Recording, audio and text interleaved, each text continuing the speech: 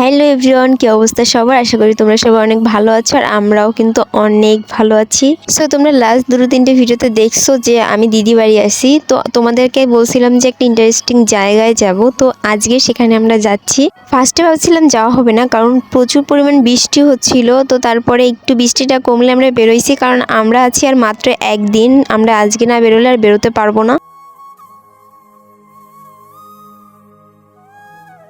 এই রাস্তাঘাটগুলো না আমার কাছে অনেক বেশি ভালো লাগে। আমার কাছে কোটচাঁদপুর জায়গাটাই অনেক বেশি ভালো লাগে, কারণ এখানে পরিবেশটা অনেক সুন্দর।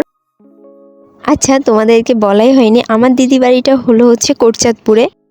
আর এখন আমরা যে জায়গাটায় যাচ্ছি সেটা হলো কোটচাঁদপুরের ভিতরে বলুহর নামের একটা প্রজেক্ট, যেখানে মাছের চাষ করা হয়।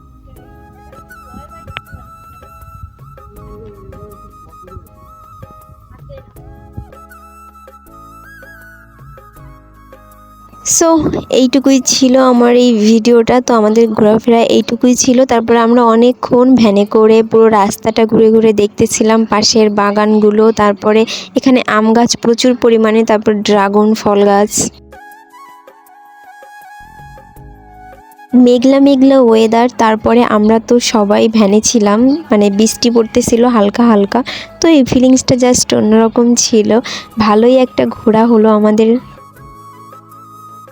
দেন বাড়ি এসে কাজ, তারপরে চেঞ্জ করে নিলাম, তারপরে কাজে বসে গেলাম। তারপরে এই যে রান্না করা হয়েছিল পোলাও আর মুরগির মাংস, তো সেটাও তোমাদের সাথে শেয়ার করে দিলাম।